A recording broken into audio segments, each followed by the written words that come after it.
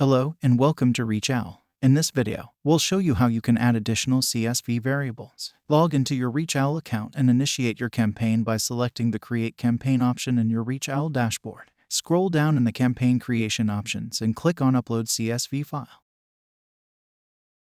Click on the Choose File option to select and upload your CSV file containing Facebook profile URLs. Now, you can enhance your CSV by adding more variables. After successfully uploading the CSV file, click Next to continue with your campaign setup.